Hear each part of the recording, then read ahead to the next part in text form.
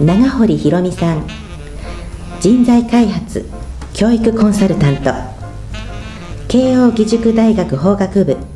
筑波大学大学院修士課程、コーネル大学大学院研究所勤務などを経て、1994年よりグローバル教育アドバイザーおよび人材開発研修講師としての活動を開始。牛久市教育委員、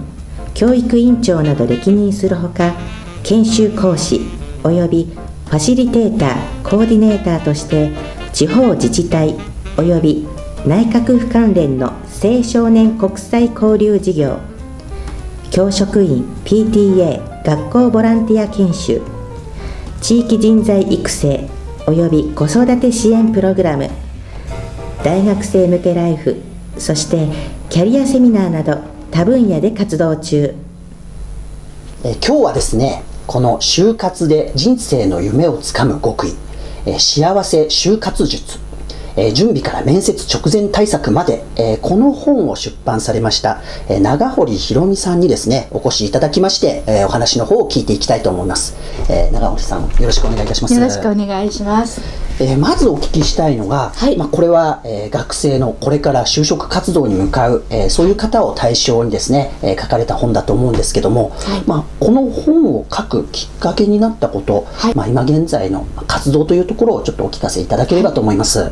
今私は早稲田大学の大学院で教職研究科というところで、教員を養成するための大学院の中で障害学習の講座を担当しています。でその中でまず教員本人が自分がどんな風に生きていきたいのか、どんな風に幸せになりたいのかっていうのをちゃんと掴んでいないと、目の前の子どもたちを幸せに導いて育てることはできないんじゃないかなと思って、それを中心に学び方とかいろんな手法とか、これまで民間でさまざまな研修の講師をさせていただいてきましたし、数年前になりますけれども、茨城県の牛久市で教育委員と教育委員長をやらせていただきまして、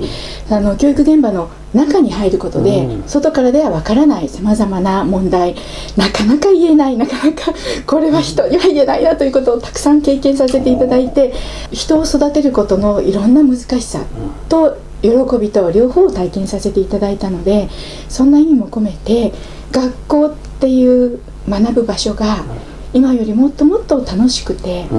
みんなが笑顔になれる場にできるようなお手伝いをしたいなと思っていろんな活動をしていたんですね。でその時に早稲田からお声をかけていただいて、大学院生を教えるようになりました。その中でここで伝えているいろんな、まず自分の特性の探し方とか、見つけたその特性をどう伸ばしていったらいいのか、それによってどんな仕事に結びつけたらいいのかっていうのを学部の学生なんかにも、口コミで教えて、就活セミナーみたいなのを開くようになっていまして、気がついたら10年経っていましたので、何か形にできたらいいなということを思いました。院の教科書としても今もちろん使っていますけれども、自分育て、自分探しで人生の目標探し、方法を探す人たちの役に立ったらいいなと思って書かせていただきました。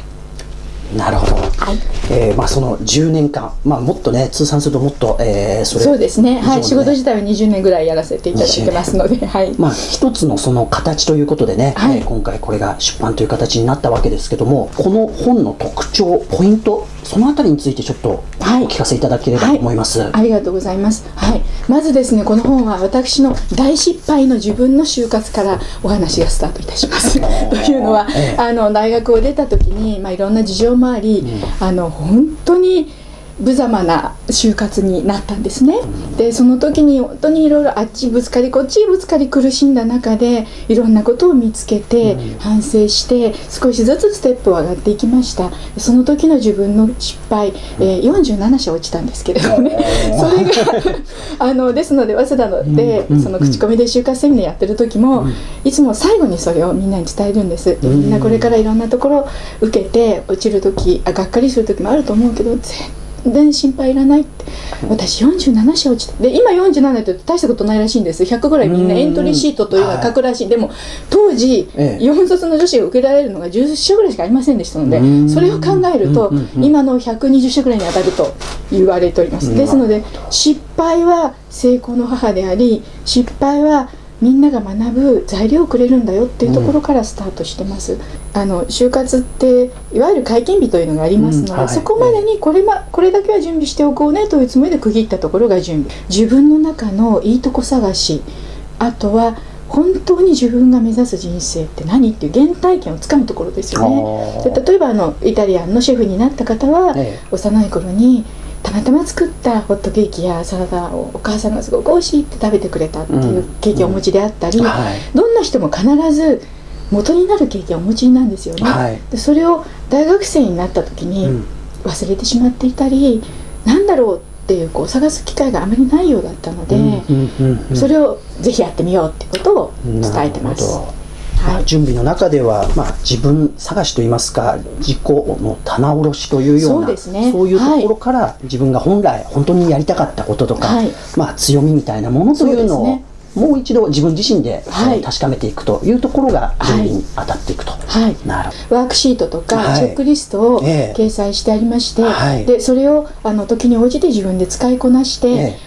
自分を見極める術にしてほしいと思っています。で本の後ろに私のホームページのアドレスが書いてあるんですが、そこに行っていただくとそこからですねワークシートなんかを無料でダウンロードできる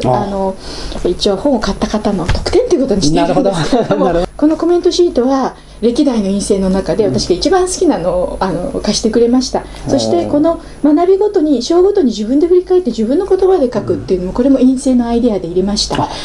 実際授業でこういうやり方をしてますので、先生このようにしてみたらっていろいろ言ってくれたのを生かしてます。なるほど、じゃあこれはもうあれなんですね、長堀さんだけではなく、実際に受講されていた生徒さんのいろいろ思いですとか、アイデアなんかも盛り込まれているという。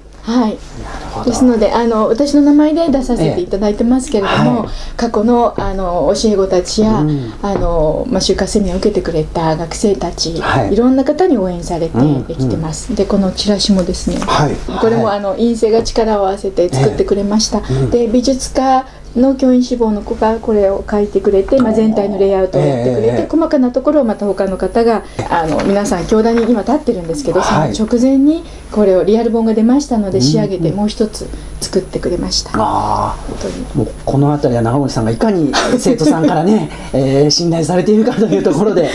就活イコール幸せ探しというようなところが、先ほども本の中にもね紹介されてますけども、これをもう少しご説明していただいていいですか？就活っていうととにかく仕事に就かなくちゃとか稼ぐための職探しっていうイメージをお持ちの方も多いと思うんですが、私はその自分が47社落ちた経験からも、本当に自分が生涯にわたってやりたいことがまずあって、それを実現するための手段が就職じゃないかっていう位置づけなんですね。もちろんお給料をいただくわけですから、真摯に取り組むべきことですし、日々一生懸命取り組んでいくことだと思うんですが、幸せになるっていうことと仕事をするっていうのは分かれていることじゃなくて、一本の筋の中に一緒にあるんだよっていうことをメインにしています。なるほど。でそれが本来の仕事のある姿だし、人が幸せになっていく道筋っていうのの中に学びがあって、学ぶことで仕事っていうことで人の役に立ったり、何か仕組みの中で自分の力を果たさせてもらって、それによって何か返ってくるものがある。それがいろんな人の思いであったり応援だったり、時には叱られることも返ってくるでしょうし、でお給料もそのうちの一つかなっていう捉え方。あとこの中の面接の部分なんですけども、こちらの方のちょっとポイント、書かれているポイントというところを少し教えていただいてよろしいでしょうか？私何度面接で討ち死にしたかという経験からですね、まず学生目線で思ってる面接受けと、本当に面接官が受け取るものって違うんですね。でやっぱり学生さんどんなに優秀でどんなに頑張っていても、やはりたかだか学生って失礼かもしれないけど、やっぱりたかだか20数年しか生きてない方の目線なんですね。で相手は百戦錬磨ですし、社会経験も豊富だし、何よりも皆さんを選抜しなきゃいけない、選別っていうどうしてもその視点からは離れられないので、はい見ているところが違うっていうのをまず伝えたかったんですね。だからうんうんうん努力するなら適切な努力をしてほしいと、なるほど無駄なところにエネルギー注いだらもったいないよっていうこともあります。うんそれとみんな面接から帰ってくるともう意気消沈して、ええもうなんか拾い上げるというかすくい上げると大変なんですね。おーなのに蓋を開けたら受かってるってことが結構あるんですね。うんつまりうんうん落ち込むポイントが違うということをすごく感じてましたので、は見る側の道理といいますかね、理屈っていうのもちょっと分かってよということも添えています。その上で自分らしさの出し方ということですね。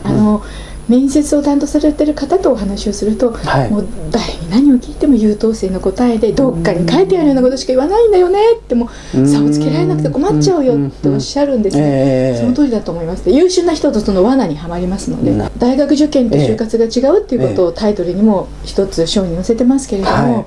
それまでの優等生って言われた通りのことをやって、模擬テストの点数が高くてっていうことが自分の優秀さの証明だったので、そのやり方から外れられないんですね、なかなか。ですので素直で良い子ほど罠にはまって苦しむっていうのをたくさん見てきましたので、そこからまず抜け出ることが就活の一歩だし、あなただけの幸せを自分で見つける一歩にしてねっていうメッセージも込めたつもりです。なるほど、ありがとうございます。ですので親御さんとね、意見が合わなかった時のことも書いてますので、なるほど、ご本人だけじゃなく、ご両親にも読んでいただいてとぜひぜひいうことで、保護者の方にも、当時とは全然私たちの時代とはね、全然事情が違いますので、頭ごなしに叱ったり、ダメ出しするんじゃなくて、今の若い人たちの直面していることも同じ目線で捉えてもらえたらなと思います。はい、ありがとうございます。こちらこそ。